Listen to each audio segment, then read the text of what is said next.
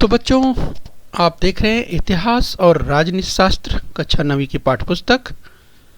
तो बच्चों, आज हम पढ़ेंगे कक्षा 9वीं यानी स्टैंडर्ड 9th, और जिसमें आज का विषय है इतिहास यानी हिस्ट्री। और बच्चों, आज का पाठ है आर्थिक विकास यानी इकोनॉमिक डेवलपमेंट। तो बच्चों, मैं CS Patel, virtual training centre Dadar Mumbai से। आइए बच्चों, आगे बढ़ते हैं।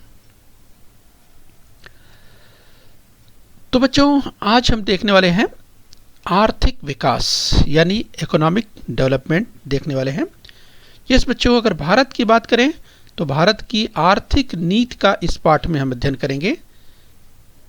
यानी बच्चों, हम इंडियन इकोनॉमी की बात करने वाले हैं।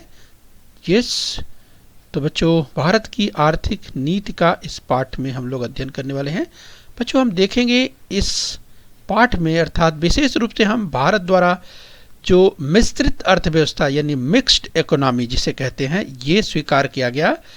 इसके साथ ही पंचवर्षीय योजनाएं जो चलाई गई उसके बारे में, तथा बैंकों के राष्ट्रीयकरण की बात करेंगे, यानी जो बैंकों का नेशनलाइजेशन हुआ उसकी हम बात करेंगे। तो बच्चों, इस पाठ को पढ़ने के बाद अगर ऑब्जेक्टिव कहें इस पाठ का, तो आप सीख पाएंगे, जान पाएंगे भारत के आर्थिक विकास के संदर्भ में। आप देख पाएंगे कि भारत ने किस तरह से मिश्रित अर्थव्यवस्था अपनाई, मिक्स्ड इकोनॉमी। हम आगे इसे विस्तार से देखने वाले हैं। इसके साथ ही पंचवर्षीय योजनाओं की बात करेंगे तथा बैंकों के राष्ट्रीयकरण के संदर्भ में सीखने वाले हैं। तो बच्चों, हम बात कर रहे हैं इंडियन इकोनॉमी की आर्थिक विकास की, भारत की। तो चलिए इसी क्रम में हम आगे बढ़ते हैं। बच्चों, मिश्रित अर्थव्यवस्था की बात करें, मिक्स्ड इकोनॉमी की बात करें, तो भारत स्वतंत्र होने से पहले ही हमें किस अर्थव्यवस्था को स्वीकार करना है, इस पर विचार मंथन चल रहा था। यानी बच्चों, देश की आज़ादी के पहले ही इस पर विचार चल रहा था कि आखिर में भारत को किस तरह की अर्थव्यवस्था स्वीकार करना ठीक रहेगा। और बच्चों, इसके लिए जो विचार मंथन की बात करें, इस विचार मंथन की बात करें बच्चों, तो यहाँ पर ये प्रयास किया गया कि इस तरह की अर्थव्यवस्था, जैसे हमारे देश के जो पहले प्रधानमंत्री पंडित जवाहरलाल नेहरू ने जिस किसी भी अर्थव्यवस्था को लेकर अतिवादिता की भूमिका को स्वीकारने के बीच में उन्होंने एक बीच का मार्ग निकाला।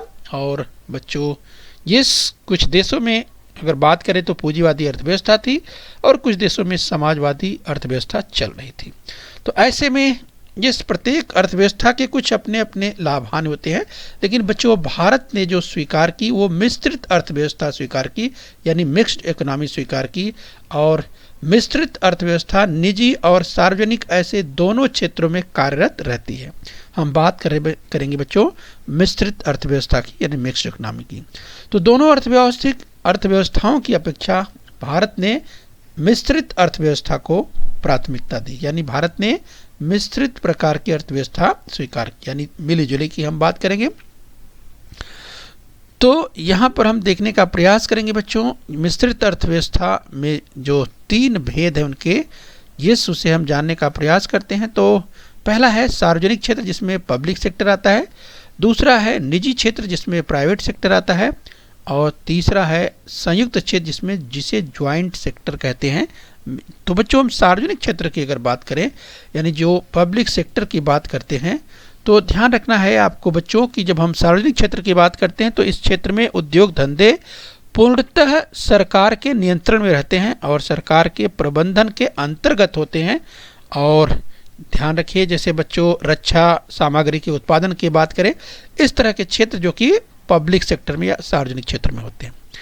बच्चों, अगर निजी क्षेत्र की बात करें, प्राइवेट सेक्टर की बात करें, तो इस क्षेत्र में जो उद्योग धंधे होते हैं वो निजी जो उद्योजक होते हैं, जिस उद्योगपति होते हैं, उनके स्वामित्व के अधीन होते हैं। फिर भी उन उद्योग धंधों पर सरकार का निरीक्षण एवं नियंत्रण होता है। जैसे बच्चों बात करें जो कंज्यूमर या उपभोक्ता वस्तुएं हैं, तो ये सब आती हैं निजी क्षेत्र में। अब हम बात कर लेते हैं बच्चों संयुक्त क्षेत्र की बात करें, यानी ज्वाइंट सेक्टर की बात करें। तो जो ज्वाइंट सेक्टर, इस क्षेत्र में कुछ उद्योग निजी उद्योजकों के स्वामित्व में, तो कुछ सरकारी प्रबंधन के अधीन चलाए जाते हैं। तो इस तरह से बच्चों अगर मिश्रित अर्थव्यवस्था की बात करें तो सुचारू रूप से अर्थव्यवस्था चलाने के लिए यस बच्चों निजी और सार्वजनिक के क्षेत्र के दोनों के बीच में समन्वय अर्थात ये समन्वय की स्थिति होना आवश्यक है। तो इस तरह का उत्पादन, इस तरह की अर्थव्यवस्था का उद्देश्य था कि उत्पादन अधिक हो, प्रोडक्शन अधिक हो, ये इसका उद्देश्य था, जिससे लोग जो है बड़ी मात्रा में सहभागिता उनकी हो सके।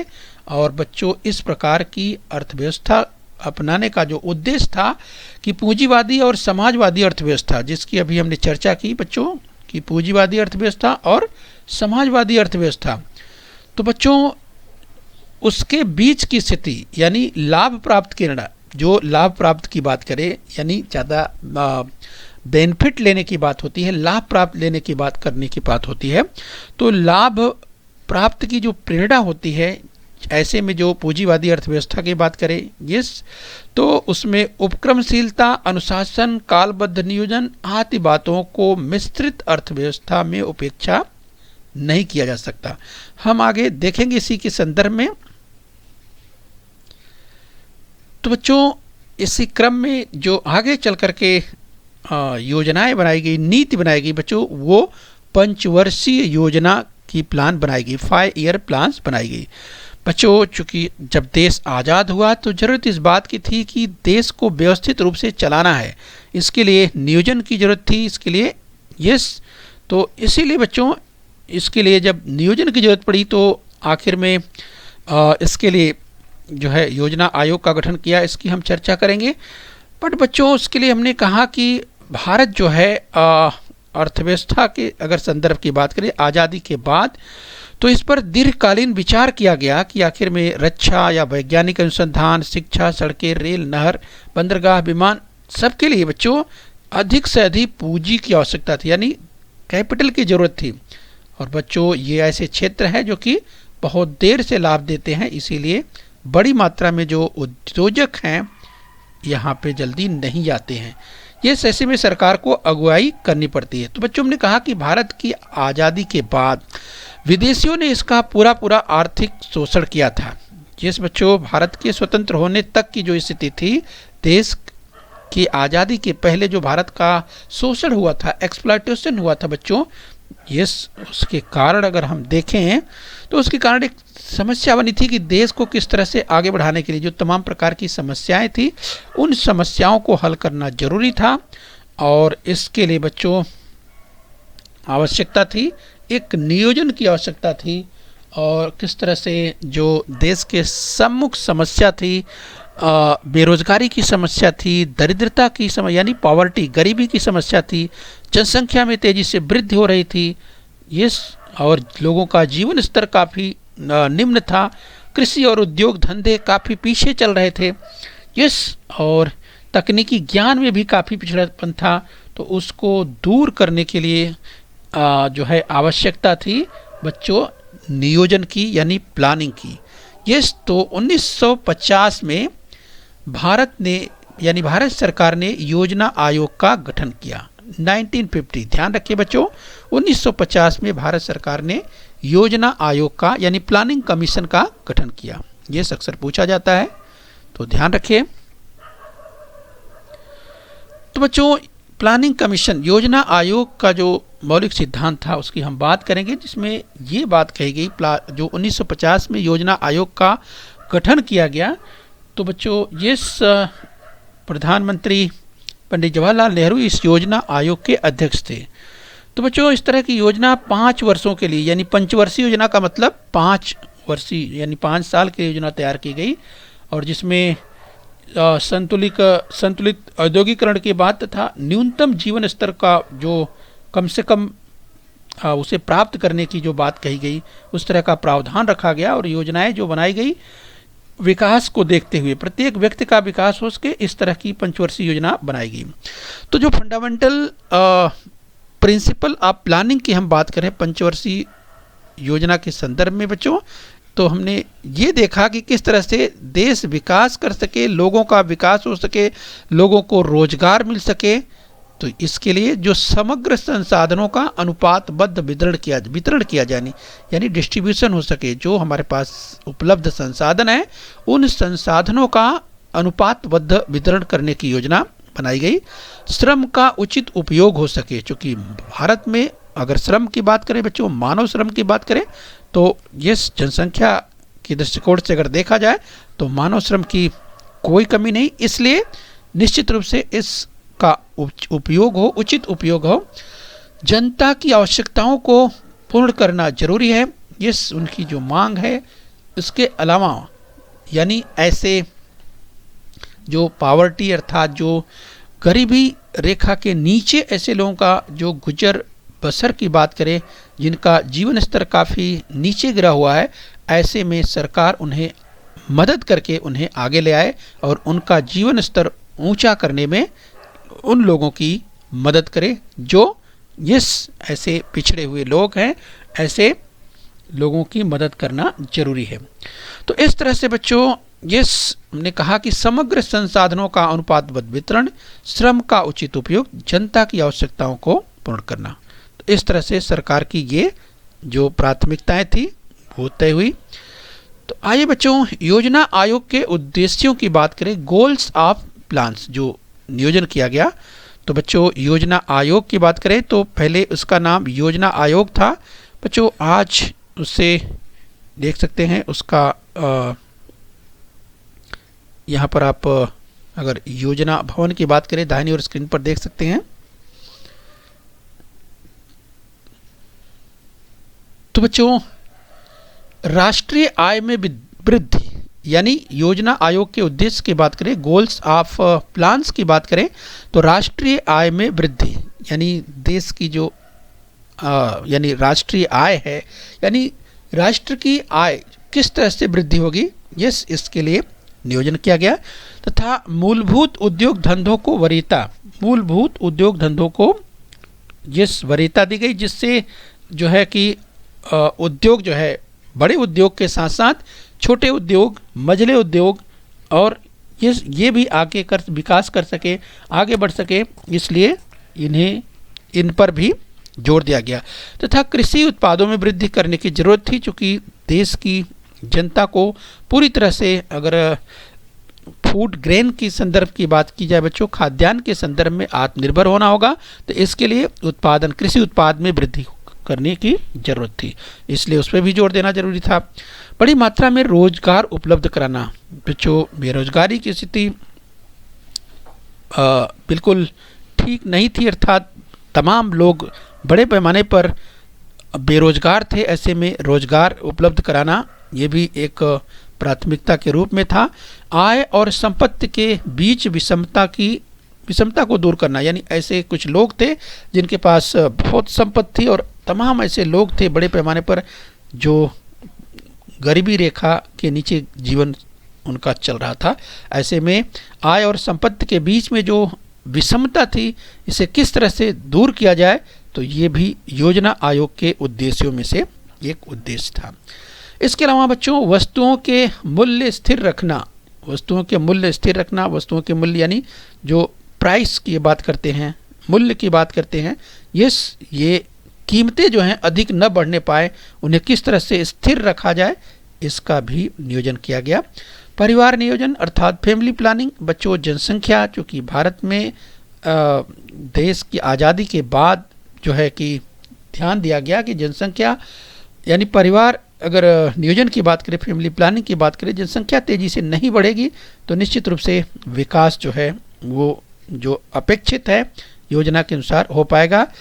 और इसके साथ ही जो पावर्टी की बात करते हैं, गरीबी की बात करते हैं, दरिद्रता की बात करते हैं, उसे दूर करने के लिए लोगों को अधिक से अधिक एम्प्लॉयमेंट अर्थात अधिक से अधिक रोजगार मिल पाए, जिससे लोगों की रोजी रोटी अच्छी तरह से चल पाए। इसके साथ सामाजिक सेवाओं का विकास, इस बच्चों समाज में प्रत्येक व्यक्ति की सहभागिता हो, तो इस तरह से सामाजिक सेवाओं के क्षेत्र का भी विकास योजना आयोग के उद्देश्य के द्वारा निर्धारित किया गया। आर्थिक क्षेत्रों को आत्मनिर्भर बनाना, तो इस तरह से बच्चों जो आर्थिक क्षेत्रों को आत्मनिर्भर बनाना जरूरी था, जिससे देश के प्रत्येक क्षेत्र में जो विकास हो सके और देश के व्यक्ति के, अगर देश के कोने कोने में अगर लोग जो रहते हैं सभी लोगों का विकास हो सके, सभी क्षेत्रों का विकास हो सके, इसके लिए योजना आयोग के उद्देश्यों में इन्हें शामिल किया गया। आइए बच्चों, इसी क्रम में हम और आगे बढ़ेंगे। हम बात करेंगे, जब योजनाओं की बात कर रहे हैं तो प्रथम पंचवर्षीय योजना की बात करेंगे, फर्स्ट 5 ईयर प्लान। पहली पंचवर्षीय योजना चलाई गई थी बच्चों 1951 से 1956 के बीच में। तो ध्यान रखिए, जब पहली पंचवर्षीय योजना की बात करते हैं तो ध्यान दीजिए इस पे। यस, तो इनके पहली पंचवर्षीय योजना, इस योजना के अंतर्गत कृषि यानी एग्रीकल्चर, सामाजिक विकास, सिंचाई व बाढ़ नियंत्रण, ऊर्जा संसाधन, बड़े उद्योग, खनिज संसाधन, परिवहन एवं दूर संचार, शिक्षा तथा स्वास्थ्य पर व्यय किया गया। यानी पहली पंचवर्षीय योजना के बाद फर्स्ट 5 ईयर प्लान जो है, जो कि बिल्कुल पूरी तरह से नियोजित 1951 में शुरू हुई, 1951 से 1956 तक, यानी 5 साल का जो टारगेट था बच्चों, इसमें चूँकि बच्चों देश आज़ाद हुआ था और ऐसे में जो तमाम समस्याएं थी उन समस्याओं से निपटते हुए देश को आगे बढ़ाने के लिए जो पहली पंचवर्षीय योजना लाई गई बच्चों, इसमें सिंचाई और बाढ़ नियंत्रण, क्योंकि जो फूड ग्रेन थे अधिक से अधिक उत्पादन करना था, क्योंकि लोगों को, भारत को खाद्यान्न क्षेत्र में अगर निर्भर बनाना था तो इसके लिए उन क्षेत्रों में सिंचाई की व्यवस्था करनी थी जहाँ पर अगर इरिगेशन या सिंचाई जहाँ पर वर्षा कम होती है बच्चों, जहाँ वर्षा कम होती है, अपर्याप्त होती है, स्वाभाविक रूप से ऐसे में फसलों को सिंचाई की जरूरत पड़ेगी, तो ऐसे में उसके लिए प्रयास किया गया। तथा बाढ़ नियंत्रण, कुछ क्षेत्रों में बाढ़ जो आती थी उन पर नियंत्रण किस तरह से पाया जाए उसके लिए प्रयास। इसके लिए ऊर्जा संसाधन को आगे बढ़ाना था, जो बड़े उद्योग तथा खनिज संसाधन, इसके अलावा परिवहन एवं दूर संचार को ठीक करना था, आगे बढ़ाना था, तथा शिक्षा और स्वास्थ्य पर भी व्यय किया गया, इसका उद्देश्य था। तो स्क्रीन पर आप देख सकते हैं कि किस तरह से, चाहे हम शिक्षा की बात करें, उद्योग की बात करें, स्वास्थ्य की बात करें या इरिगेशन सिंचाई की बात करें, तो यहाँ पर जो महत्वपूर्ण बिंदु हैं इन पर ध्यान दिया गया, जिससे देश को आगे व्यवस्थित रूप से बढ़ाया जा सके। तो पहली पंचवर्षीय योजना की हम बात करें। आए बच्चों, इस क्रम में हम जानने का प्रयास करेंगे सेकेंड 5 ईयर प्लान, दूसरी पंचवर्षीय योजना, जो कि 1956 से 1961 के बीच चलाई गई थी। तो बच्चों, दूसरी पंचवर्षीय योजना सेकेंड 5 ईयर प्लान की बात करें, दूसरी पंचवर्षीय योजना जो स्क्रीन पर आप देख पा रहे हैं, अगर हम बात करें यहाँ पर जो यहाँ पे योजनाएं चलाई गई, तो इसमें जो इंडस्ट्रियलाइजेशन था, औद्योगिकरण था बच्चों, इसका जो उद्देश्य था कि उद्योग को बढ़ावा दिया जाए। इसके लिए दुर्गापुर, भिलाई, राउरकेला में इस्पात के बड़े कारखाने तथा सिंदरी में रासायनिक कारखाना लगाया गया। इस बच्चों, तो स्क्रीन पर जो आप देख पा रहे हैं ये भिलाई स्टील देख सकते हैं, भिलाई स्टील संयंत्र। यस बच्चों, तो स्क्रीन पर जो आपको दिखाई दे रहा है ये भिलाई जो स्टील प्लांट है, ये वर्तमान समय में छत्तीसगढ़ जो स्टेट है, छत्तीसगढ़ राज्य है, उसमें है, ये ध्यान रखिए। आइए हम कुछ और प्लांट की बात करते हैं, तो स्क्रीन पर हम आपको दिखाते हैं। इस बच्चों, द्वितीय पंचवर्षीय योजना में सेकेंड 5 ईयर प्लान में, जो कि हम अगर दुर्गापुर स्टील प्लांट की बात करें तो देख सकते हैं बच्चों, दुर्गापुर स्टील प्लांट, इस योजना द्वारा औद्योगिकरण का महत्वाकांक्षी उद्देश्य पूर्ण करना था, अतः कई कारखाने बड़े पैमाने पर शुरू किए गए। उसमें दुर्गापुर स्टील प्लांट महत्वपूर्ण है। दुर्गापुर स्टील प्लांट बच्चों पश्चिम बंगाल में है, पश्चिम बंगाल, राइट, ध्यान रखें। आइए इसी क्रम में हम आगे बढ़ते हैं। हम सेकेंड 5 ईयर प्लान की बात कर रहे हैं, जो कि 1956 से 1961 के बीच चली। तो एक और देखिए, राउरकेला इस्पात संयंत्र, राउरकेला स्टील प्लांट जो स्क्रीन पर देख पा रहे बच्चों, राउरकेला स्टील प्लांट ये उड़ीसा में है। यस, तो बच्चों देखिए किस तरह से देश को आगे बढ़ाने के लिए इस तरह से जो सेकेंड 5 ईयर प्लान में जो बड़े बड़े स्टील प्लांट लगाए गए उनके बारे में हम चर्चा कर रहे हैं। सेकेंड 5 ईयर प्लान की बात करें, द्वितीय पंचवर्षीय योजना की बात करें, स्क्रीन पर आ गया सिंदरी का रासायनिक खाद कारखाना। बच्चों बहुत जरूरी था, अगर केमिकल फर्टिलाइजर की बात करें, रासायनिक खाद का उत्पादन जरूरी था, जो कि यस अगर प्रोडक्शन बढ़ाना जरूरी था, उत्पादन बढ़ाना जरूरी था, यस, तो इसके लिए ज़रूरत थी केमिकल फर्टिलाइजर्स की, तो उसके लिए बड़ा कारखाना लगाया सिंदरी। तो आप देख पा रहे हैं सिंदरी का ये जो कारखाना है बच्चों, ये झारखंड में है, वर्तमान समय में झारखंड राज्य में है। जो स्क्रीन पर आप देख पा रहे हैं सिंदरी रासायनिक कारखाना। तो ये द्वितीय पंचवर्षीय योजना में परीक्षा में पूछा जा सकता है, ध्यान रखें। आइए इसी क्रम में हम और आगे बढ़ेंगे। द्वितीय पंचवर्षीय योजना में आइए एक और स्क्रीन पर देखिए, चितरंजन।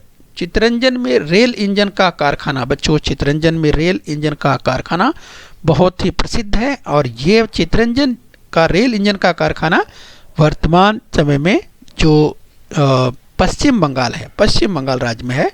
तो वर्तमान पश्चिम बंगाल में ये थी चितरंजन में जो रेल इंजन का बड़ा कारखाना। आइए बच्चों इसी क्रम में हम और आगे बढ़ेंगे। हम सेकेंड फायर प्लान की बात कर रहे हैं, द्वितीय पंचवर्षीय योजना की बात कर रहे हैं। तो बच्चों देखिए स्क्रीन पर देख पा रहे हैं, अगर हम रेलगाड़ी के डिब्बों के कारखाने की बात करें बच्चों, तो पेराम्बूर में यह तैयार किया गया। देखिए रेलगाड़ी के डिब्बे का कारखाना, ये बड़ा कारखाना पेराम्बूर। तो पेराम्बूर कहाँ है बच्चों? वर्तमान समय में ये चेन्नई में है, यानी जो चेन्नई राज्य है। तो बच्चों चेन्नई राज्य जिसका पहले नाम था तमिलनाडु, उसका नाम बदलकर चेन्नई होगा। तो ये चेन्नई में है, पेराम्बूर में रेलगाड़ी के डिब्बे का कारखाना, जो स्क्रीन पर आप देख पा रहे हैं, राइट। तो बच्चों ये द्वितीय पंचवर्षीय योजना के तहत सेकेंड फायर प्लान में ये सब शुरू किए गए। आइए सेकेंड फायर प्लान में एक और हम देख लेते हैं बच्चों, ये विशाखापट्टनम शिपयार्ड। तो बच्चों देखिए विशाखापट्टनम शिपयार्ड जो स्क्रीन पर आप देख पा रहे हैं, ये तो बच्चों विशाखापट्टनम शिपयार्ड की बात करें तो ये आंध्र प्रदेश राज्य में है, विशाखापट्टनम शिपयार्ड। तो द्वितीय पंचवर्षीय योजना में बच्चों स्क्रीन पर आप देख पा रहे हैं भाखड़ा नांगल डैम। तो भाखड़ा नांगल डैम की बात करें बच्चों, तो भाखड़ा नांगल डैम की अगर बात करें तो भाखड़ा जो कि बच्चों भाखड़ा जो है हिमाचल प्रदेश में है। और बच्चों ये अगर नांगल की बात करें तो बच्चों नांगल एक भाखड़ा के डाउन स्ट्रीम में एक नांगल बांध है, यस, तो वह अलग बांध है। और भाखड़ा बांध बच्चों नांगल सिटी से करीब 15 किलोमीटर दूर है। यस ध्यान रखना है, हम बात कर रहे हैं भाखड़ा नांगल डैम की, जो कि बड़े प्रोजेक्ट की जब बात करते हैं तो ये भी द्वितीय पंचवर्षीय योजना में शुरू किया गया था। बच्चों द्वितीय पंचवर्षीय योजना सेकेंड फायर प्लान की हम बात कर रहे हैं, तो स्क्रीन पर आ गया दामोदर वैली प्रोजेक्ट। यस बच्चों दामोदर वैली प्रोजेक्ट जो स्क्रीन पर आप देख पा रहे हैं, इस बच्चों ये पश्चिम बंगाल में है, राइट, ध्यान रखिए। तो इस तरह के बड़े प्रोजेक्ट जो है वो सेकेंड फायर प्लान में अर्थात द्वितीय पंचवर्षीय योजना में शुरू किए गए। आइए बच्चों हम तीसरी पंचवर्षीय योजना की बात करें, थर्ड फायर प्लान की बात कर ले, 1961 से 1966 के बीच चली थी, राइट, ध्यान रखिए। तो उद्योग और कृषि के विकास के बीच संतुलन बनाना जरूरी था। यस यानी बच्चों एग्रीकल्चर यानी खेती के साथ साथ जरूरी था इंडस्ट्री को भी आगे बढ़ाना, इसके बीच यानी संतुलन बनाने की जरूरत थी। राष्ट्रीय आय में वृद्धि यानी राष्ट्रीय आय में वृद्धि ये भी प्रयास करना था। इसके लिए भारी उद्योग जो हैवी इंडस्ट्री की बात करें उस पर जो जोर दिया गया, उसको फोकस किया गया, तथा खनिज उद्योग को भी बढ़ावा दिया गया। तो बच्चों इन तीसरी पंचवर्षीय योजनाओं में जो हम बात कर रहे हैं, ये विषमता उन्मूलन, जो बड़े पैमाने पर लोग गरीबों और अमीरों के बीच में जो बड़ी खाई थी उसे किस तरह से दूर किया जाए, यानी लोग जो है लोगों की जो प्राथमिक आवश्यकताएं हैं उसे किस तरह से पूरा कर पाए, उसके लिए जो सरकार का प्रयास था। तो इस तरह की जो विषमता थी उसका उन्मूलन किस तरह से हो जाएगा, उसके लिए सरकार को प्रयास करना था। इसके लिए तीसरी पंचवर्षीय योजना में इसके लिए नियोजन किए गए। रोजगार के अधिक से अधिक अवसर उपलब्ध कराए जाएं, यस यहाँ तीसरी पंचवर्षीय योजना में भी उसे रखा गया। आज बच्चों हम चौथी पंचवर्षीय योजना की बात कर ले, फोर्थ फायर प्लान, जो कि 1969 से 1974 के बीच चली थी। भारत को आत्मनिर्भर बनाना जरूरी था, आर्थिक विकास की गति बढ़ाना था, और बच्चों इसके लिए ज़रूरत इस बात की थी, बैंकों के राष्ट्रीयकरण की बात थी। तो बच्चों 14 बैंकों का राष्ट्रीयकरण भी किया गया। बच्चों यहाँ बाएं स्क्रीन पर देख सकते हैं सबसे जो अगर बात करें सुप्रीम मॉनेटरी अथॉरिटी जो कि रिजर्व बैंक ऑफ इंडिया होता है, इस अगर हम भारत की बात करें, ये जरा सा देख लीजिए इसको, ये उसके नीचे देखिए शेड्यूल बैंक, इधर देखिए कमर्शियल बैंक है, इसकी दो शाखा, इसकी एक शाखा है कोऑपरेटिव बैंक्स की। अब जो कमर्शियल बैंक है इसमें देखिए इसकी यहाँ पर दो शाखा, फॉरेन बैंक देख सकते हैं और रीजनल रूरल बैंक्स दिख रहे हैं। और इसके नीचे आप आते हैं तो यहाँ पर दो इसकी शाखाएं हो जाती है, एक पब्लिक सेक्टर और एक प्राइवेट सेक्टर। पब्लिक सेक्टर में बच्चों वे सब बैंक आते हैं जैसे state bank of India, yes and associates, और भी जो बैंक आते हैं, Punjab national bank, bank of India, ये सब जो बैंक हैं ये सब पब्लिक सेक्टर के बैंक हैं। और दूसरे जो अदर नेशनलाइज बैंक हैं यस वे सब। तो इस तरह से यहाँ पर समझ सकते हैं प्राइवेट सेक्टर में भी ओल्ड और न्यू अलग अलग है। तो बच्चों मोटे तौर पर आपको ध्यान रखना है कि जो सुप्रीम मॉनेटरी अथॉरिटी है, जैसे अगर बैंकों की बात करें तो वो होता है रिजर्व बैंक ऑफ इंडिया, ये आपको ध्यान रखना। चलिए बच्चों हम पांचवी पंचवर्षीय योजना की बात करेंगे, फिफ्थ फाइव ईयर प्लान, जो कि 1974 से, पांचवी पंचवर्षीय योजना की बात करें 1974 से 1979 यानी 1974 से 1979, राइट। तो ठीक है, 1974 से 1979 79, 1974 से 1979 तक चली थी ये द्वितीय पंचवर्षीय योजना। बच्चों इस पंचवर्षीय योजना में निर्धनता को दूर करने के लिए यानी गरीबी को दूर करने के लिए देश को आर्थिक रूप से आत्मनिर्भर बनाना जरूरी था। इसलिए गरीबों को किस तरह से रोजगार उपलब्ध कराया जाए, इस पर फोकस रखा गया कि अधिक से अधिक लोगों को नौकरी दी जाए, ये उन्हें रोजगार उपलब्ध कराया जाए जिससे उनकी जो जीवन दशा है उसमें सुधार हो पाए और वो विकास की कड़ी में आगे बढ़ पाए। इसके लिए इसमें नियोजन किया गया। हम बच्चों पांचवी पंचवर्षीय योजना की बात करें, इसमें चिकित्सा की अगर बात करें, लोगों को चिकित्सा उपलब्ध हो पाए, पेयजल की सुविधा उपलब्ध हो जाए, सड़कों का निर्माण कराया गया, कृषि का विकास करवाना तथा मूलभूत उद्योगों में वृद्धि कराना तथा खाद्यान्न और अन्य जीवनावश्यक वस्तुओं की खरीदारी एकाधिकार प्रणाली द्वारा करके उसकी सार्वजनिक वितरण प्रणाली व्यवस्थाओं द्वारा निर्धनों को उचित दर पर जो है कि सामान उपलब्ध कराया जाए। तो बच्चों इस तरह से आगे हम बात करेंगे, इसी क्रम में आइए आगे बढ़ते हैं। छठी पंचवर्षीय योजना की बात, सिक्स फाइव ईयर प्लान की बात करते हैं। छठी पंचवर्षीय योजना जो कि 1980 से 1985 के बीच चली थी। इस बच्चों छठे पंचवर्षीय योजना की बात करें तो दरिद्रता उन्मूलन और रोजगार निर्माण को वरीयता देने का जो नियोजन था इसमें था। अर्थव्यवस्था की विकास दर बढ़ाना जरूरी था, जो कि छोटा परिवार पद्धति स्वेच्छा से स्वीकारना, इस तरह की नीति अपनाई गई। यानी बच्चों परिवार को लोग सीमित रखें और स्वेच्छा से सीमित स्वीकार करें, इस तरह की नीति जो है छठी पंचवर्षीय योजना में यानी सिक्स फाइव ईयर प्लान में लाई गई।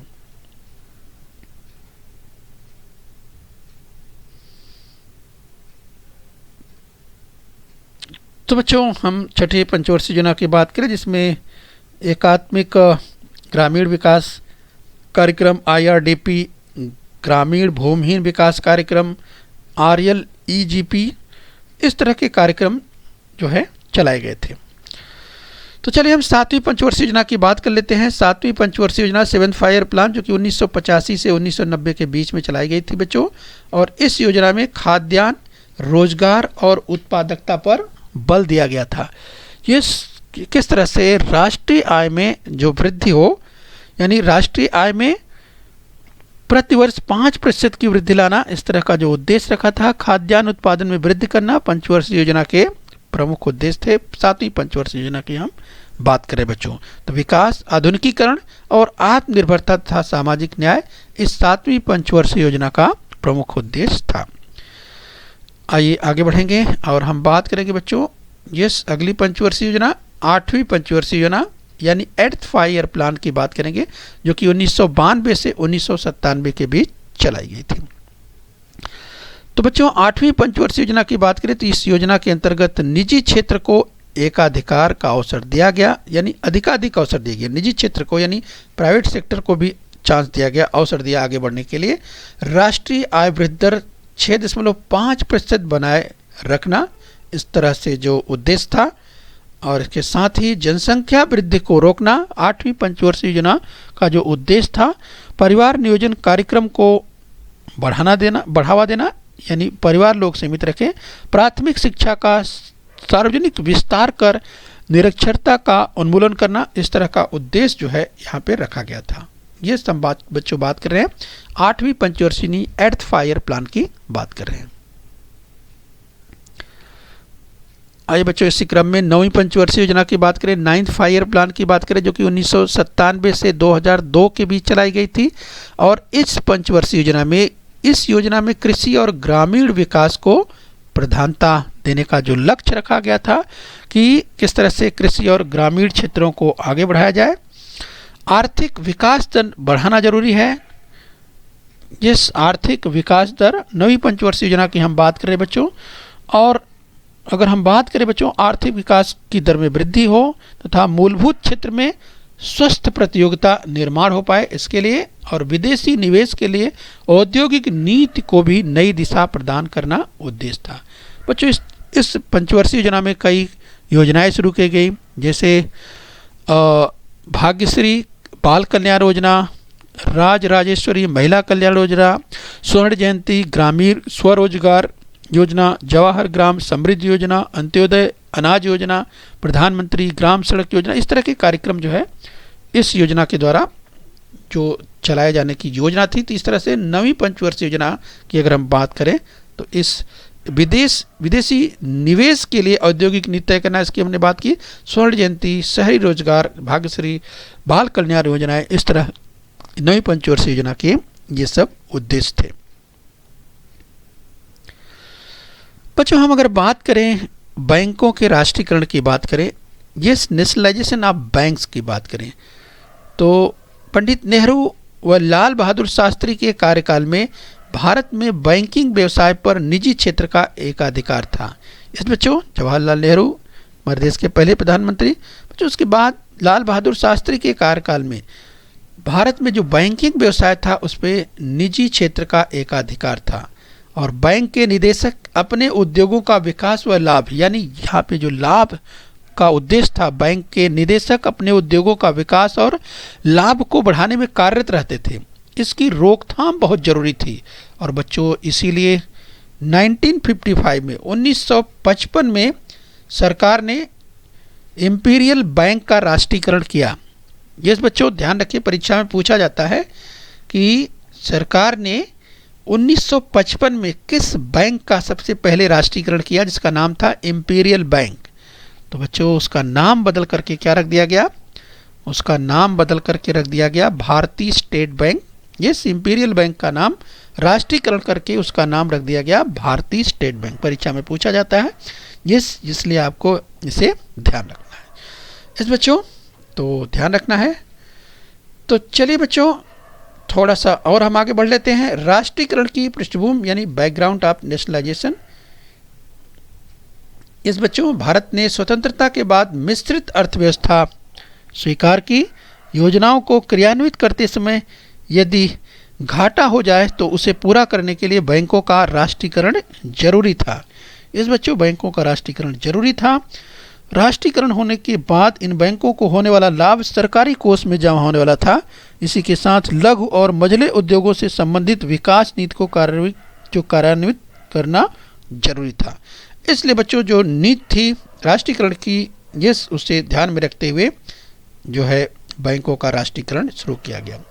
इसके बाद बच्चों कार्यक्रम आया 20 सूत्री कार्यक्रम। बच्चों 20 सूत्री कार्यक्रम की बात करें तो 1 जुलाई 1975 को प्रधानमंत्री इंदिरा गांधी ने 20 सूत्री कार्यक्रम की घोषणा की और विकसित राष्ट्र की दिशा में गतिमान प्रगति के प्रयासों का संकल्प किया कि भारत को किस तरह से आगे बढ़ाया जाए।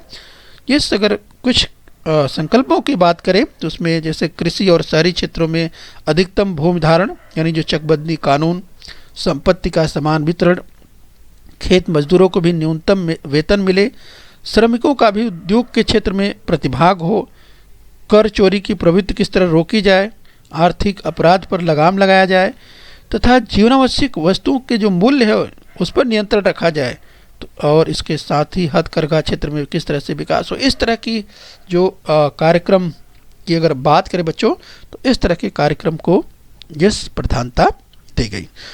तो आइए बच्चों इसी क्रम में आज हम अब अभ्यास कर लेंगे, राइट। तो चलिए बच्चों, भारत ने स्वतंत्रता के बाद टेस्टेस अर्थव्यवस्था को स्वीकार किया। आपके पास 3 विकल्प है, पूंजीवादी, समाजवादी या मिश्रित। तो आप याद कीजिए हमने इसकी चर्चा की थी। यस बच्चों, तो भारत ने अपना उत्तर मिलाइए मिश्रित। भारत ने मिश्रित अर्थव्यवस्था को स्वीकार किया, मिक्स्ड इकोनॉमी। यस बच्चों, चलिए आगे चलेंगे। दूसरा देखिए, योजना आयोग का गठन वर्ष किस वर्ष हुआ। आपके पास विकल्प है 1950, 1947, 1990 या 2014। याद कीजिए बच्चों, ये आपको याद आ गया होगा, हमने इसकी चर्चा की थी। 1950 नोट कर लीजिए। प्लानिंग कमीशन, योजना आयोग यानी प्लानिंग कमीशन का जो गठन था बच्चों वो 1950 में हुआ था। नोट कर लीजिए, पूछा जा सकता है। वर्ष डैस्टेस में इंपीरियल बैंक का राष्ट्रीयकरण, यानी किस वर्ष इंपीरियल बैंक का राष्ट्रीयकरण किया गया। 1950, 1955, 1970 या 1947। याद कीजिए, इसकी भी हमने चर्चा की थी। ये आपको याद आ गया होगा। उत्तर मिलाइए अपना 1955। यस, वर्ष 1955 में इंपीरियल बैंक का राष्ट्रीयकरण किया गया था। आइए आगे देखते हैं। 19 जुलाई 1969 को डैस्टेस बैंकों का राष्ट्रीयकरण किया गया था। कितने बैंकों का राष्ट्रीयकरण किया गया था। अ 14, ब 24, क 34 या ड 44। 4 विकल्प आपके पास है बच्चों, आपको याद आ गया होगा, इसकी भी हमने चर्चा की थी। यस, तो सही उत्तर है अ 14, यानी 19 जुलाई 1969 को 14 बैंकों का राष्ट्रीयकरण किया गया था। यस बच्चों, तो चलिए थोड़ा और आगे बढ़ेंगे। आपके सामने स्क्रीन पर एक कथन है, ध्यान से देखिए क्या ये कथन सत्य है। अगर कथन असत्य है तो उसको सत्य करके लिखना भी है। इंपीरियल बैंक का नाम राष्ट्रीयकरण करके भारतीय स्टेट बैंक में परिवर्तित किया गया। क्या ये सही है। यस बच्चों, आपको याद आ गया होगा, ये कथन बिल्कुल सत्य है। अगला देखिए कथन, प्रथम पंचवर्षीय योजना 1956 से 1961 के बीच तय की गई थी। आपको याद आ गया होगा, पहली पंचवर्षीय योजना 1956 से 1961 हो सकता है क्या। ये आपको याद आ गया होगा, अरे ये तो हो ही नहीं सकता, 1956 से कहाँ, पहली पंचवर्षीय योजना फर्स्ट 5 ईयर प्लान की बात हो रही है। ये तो मिला लीजिए, कथन क्या है, असत्य है। तो पहली पंचवर्षीय योजना कब शुरू हुई थी, 1951 में। तो प्रथम पंचवर्षीय योजना बच्चों कथन को सत्य करके लिखना है। प्रथम पंचवर्षीय योजना वर्ष 1951 से 1956 के लिए तय की गई थी। यस बच्चों, तो आइए एक और देख लेते हैं। तो ध्यान से देखिए, कथन सत्य है या असत्य। विशाखापट्टनम में जहाज निर्माण का कारखाना दूसरी पंचवर्षीय योजना के दौरान स्थापित किया गया था। याद कीजिए, इसकी हमने चर्चा की थी। विशाखापट्टनम में जहाज निर्माण का कारखाना दूसरी पंचवर्षीय योजना के दौरान स्थापित किया गया था। क्या यह कथन सत्य है। याद कीजिए। चलिए उत्तर अपना टैली कर लीजिए बच्चों। यस, ये कथन बिल्कुल सत्य है। यस बच्चों, तो चलिए बच्चों आज यही तक। अगला पार्ट हम मिलेंगे इसी पार्ट में। यस, अगले पार्ट में हम और समझेंगे। ओके बच्चों।